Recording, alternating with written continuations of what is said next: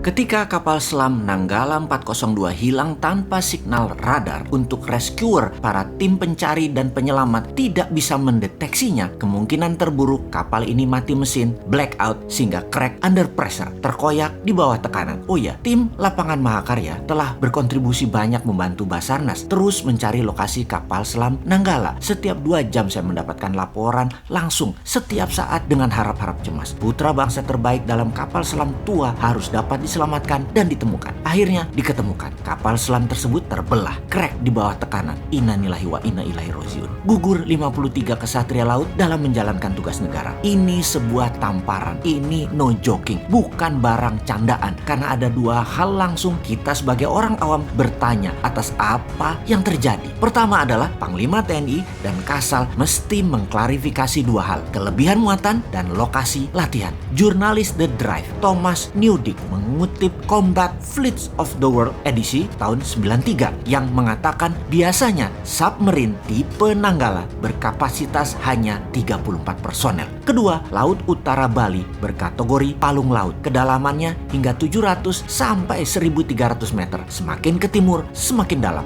Arus bawah lautnya deras dan kuat. Tempat latihan TNI AL dan kapal selam bukan di situ, tapi di perairan Situbondo, Banyuwangi, sampai utara Singaraja. Submarine Nuclear Power Fleet sekaliber Royal Navy's Astute kelas yang sanggup beroperasi di bawah 300 meteran aja tidak berani ke sana. Kapal selam Rusia terbaru dengan tenaga nuklir Yesen class bisa melakukan safe depth di 450 meter dan tidak berani lebih dalam dari itu. Kok bisa-bisanya KRI Nanggala angkut 53 orang dan latihannya di zona berbahaya? Wahai Panglima dan Kasal, mohon dijawab ya, apa yang terjadi kemudian? Sistem pertahanan Indonesia jadi dikesankan terlemah di Asia Tenggara, bukan hanya omongan di warung kopi. Memang lemah, seakan dalam 7 tahun ini tidak mendapatkan porsi yang sepadan. Sepertinya loh ya, bahkan Menteri Pertahanan dipertanyakan status ke-TNI-annya, hingga kemampuan Panglima TNI di dalam strategi membangun kekuatan pertahanan juga dipertanyakan. Sahabat, untuk meringkas masalah kapal selam Nanggala 402, jangan jauh-jauh melihatnya seperti para pengirim berita hoaks yang mengatakan diserang drone bawah laut Tiongkok lah, ditorpedo lah, ada kapal selam Perancis lah menyerang, ada perang laut akan terjadi, sabotase. Jawabannya bukan semua di atas. Atau perkiraan yang kedua, karena adanya masalah maintenance dan spare part yang jatahnya sering digunting karena sistem pertahanan dikatakan tidak ada dana, kalaupun ada prioritasnya bukan untuk pemeliharaan, dan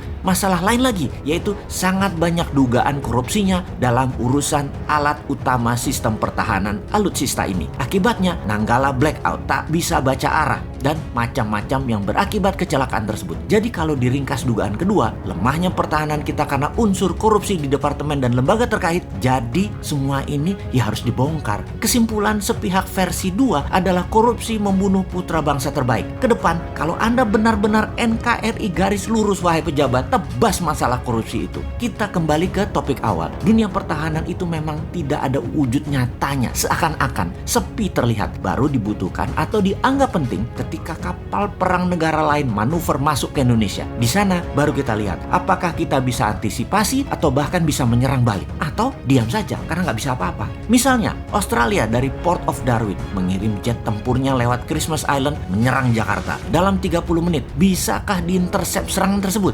Malaysia dari Sarawak serang Balikpapan. Pangkalan mana yang bisa menghalangi serangan udara tersebut? Atau kota Medan diserang oleh Thailand. Pangkalan mana yang bisa menahannya? Jangan-jangan dalam waktu 2 jam setelah negara agresor berangkatkan pasukan tempurnya, kota yang ditarget tersebut rata tanah sebelum bisa diintercept oleh pasukan kita. Bayangkan, alat-alatnya tua semua, sisa-sisa orde baru pun masih ada. Maintenance perawatannya hanya gonta-ganti spare part yang selalu terlambat. Indonesia ini negara maritim, angkatan lautnya harusnya terkuat di dunia, namun miris. Pencurian hasil laut oleh negara lain masih terjadi di banyak laut di Indonesia. Puncaknya kapal selam Nanggala 402 beserta kesatria lautnya gugur. Industrial military complex harusnya ada di Indonesia saat ini. Selain untuk secara fisik mengendalikan wilayah Indonesia, juga membuat efek gentar negara lain. Lalu sebagai syarat mutlak, semua harus diproduksi dalam negeri. Indonesia harus menambah kekuatan perang dan pertahanan, juga bentuk perang non-militer harus juga dikuatkan 10 kali lipat dari saat ini. Seperti informational warfare, trade warfare, biological warfare, digital IT warfare, dan banyak lagi bentuk perang modern harus kita kuatkan kalau Indonesia mau menjadi negara superpower. Itulah mengapa New Mind akan merubah Departemen Pertahanan menjadi Departemen Perang. Dari defense menjadi offense. Itu semua adalah kebijakan luar negeri, ofensif. Itulah sebabnya kalau sistem bernegaranya yang diagungkan adalah old mind yang hanya bisa berhutang, itu saja pikirannya. Itu old mind berpendapat itu kuno. Membangun perlu dolar itu kuno. Membangun perlu asing itu kuno. Untung kalian punya ribuan buzzer yang dibayar miliaran. Jadi terlindungi semua ketidakmampuan banyak pejabat dengan narasi, dengan cerita sukses dan kesederhanaan. Kalau bernegara ala New Mind, maka printing money 100% dengan underlying military industrial complex pasti dilakukan.